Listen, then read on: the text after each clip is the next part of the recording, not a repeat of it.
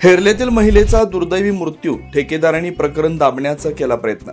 हातकणंगले तालुक्यातील हेरलेतील रेखा आनंदा भादुरवाडे वय वर्ष 55 ही महिला मानगाव वाडीतील पार्वती फाउंड्रीमध्ये काम करत असताना शुक्रवार 5/9/2025 रोजी 10 वाजताच्या सुमारास अवजड वस्तू अंगावर पडल्याने त्यांचा मृत्यू झाला। पण माध्यमातून चक्कर येऊन पडल्याची चुकीची माहिती देऊन प्रकरण दाबण्याचा प्रयत्न करण्यात आला।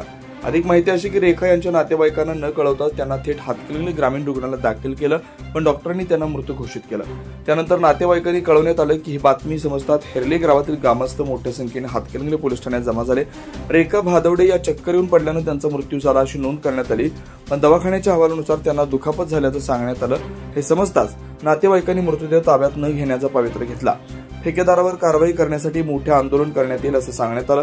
पार्वती फाउंड्रीने ठेकेदारांना कामगारांना कोणत्याही सुरक्षा पुरवल्या जात असल्याचं समोर आलं। त्यांच्याकडून आर्थिक दबाव निर्माण करून हे प्रकरण मिटवण्याचा प्रयत्न करण्यात आला, पण नातेवाईकांनी आणि ग्रामस्थांनी तीव्र भूमिकेमुळे मृताला न्याय मिळण्याची शक्यता निर्माण झाली आहे। प्रकरण दाबणाऱ्या अधिकाऱ्यावर देखील गुन्हा नोंद करण्याची मागणी होते। शिवार न्यूज साठी हेरले प्रतिनिधी संदीप कोले।